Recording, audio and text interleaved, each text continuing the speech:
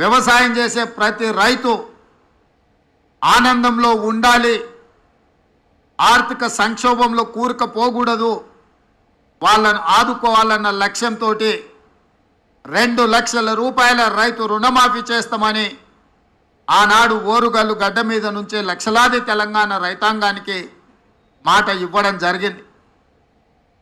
రైతు డిక్లరేషన్లో మేము మాట్లాడిన అంశాలను చాలామంది టీవీల ముందు పేపర్ల ముందు అవహేళన చేస్తూ ఈ దేశంలో ఎవరూ చేయలేదు, తెలంగాణ రాష్ట్రంలో గత ప్రభుత్వం 2014లో 1 లక్ష రూపాయల రుణమాఫీ చేస్తా అని మొదటి విడత కాదు 5 సంవత్సరాలు 60 నెలలు 4 విడతల్లో చేసి చివరికి అసలు కంటే మిత్తి ఎక్కువయి రైతుకు ఇచ్చిన 1 లక్ష రూపాయల రుణమాఫీ కూడా మిత్తిలకే సరిపోయి అసలు బకాయి అట్లనే ఉండే విధంగా ఆనాటి పరిస్థితులు. ఆనాడు ధనిక రాష్ట్రం, రాష్ట్రానికి నిధుల కొరత లేకపోయినా ఆ రోజు రైతులకు న్యాయం జరగలేదు. మళ్ళీ రెండవసారి కూడా అదే వాగ్దానంతో ముందుకొచ్చి రుణమాఫీ చేస్తాం 1 లక్ష రూపాయలు అని చెప్పి అంచనాలు 19,000 కోట్లకేసి చివరికి 12,000 కోట్ల రూపాయలే రెండవసారి కూడా 4 విడతలలో చెల్లించి 7,000 కోట్ల రూపాయలు మొండి బకాయిలుగా రైతుల నెత్తి మీద అట్లనే వదిలేసి గత ప్రభుత్వము బాధ్యత నుంచి తప్పించుకున్నది. ఏది ఏమైనా 2 విడతలుగా కలిసి 10 సంవత్సరాలు 120 నెలలు కలిపితే కూడా 25,000 కోట్ల రూపాయలు గత ప్రభుత్వం చెల్లించలేకపోయింది.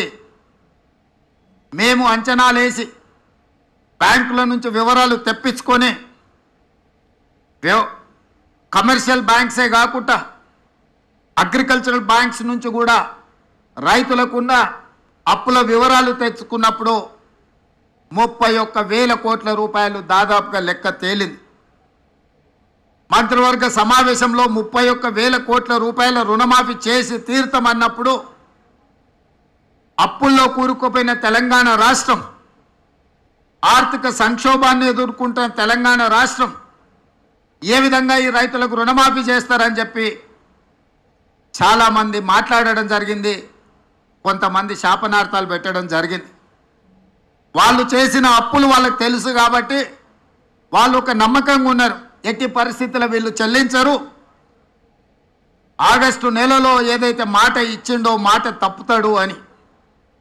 నేను మా ఆర్థిక మంత్రి గారు మా అధికారులతో కూలంకషంగా చర్చించి ఇటు వ్యవసాయ శాఖ అధికారులు అటు ఆర్థిక శాఖ అధికారులను అందరినీ కూర్చోబెట్టి ఎట్టి పరిస్థితుల్లో రుణమాఫీ జరిగి తీరవలసిందే, దీంట్లో ముందుకు వెళ్ళవలసిందే, ఈ సంక్షోభాన్ని సమస్యను పరిష్కరించాల్సిందే అని చెప్పి ఖచ్చితంగా కూర్చొని ప్రణాళికలు రచించి అన్ని రకాలుగా నిధుల సమీకరణ చేసి ఈనాడు 2వ విడత 6,198 కోట్లు దాదాపుగా 6,40,000 మంది పైచిలకు రైతు కుటుంబాలకు ఈరోజు చెల్లిస్తున్నాము.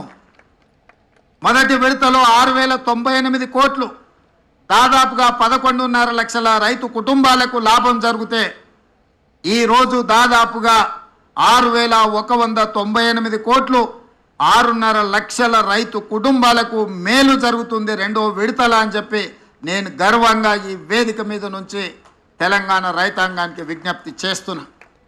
ఇది మా చిత్తశుద్ధి, ఇది మా పరిపాలన దక్షత.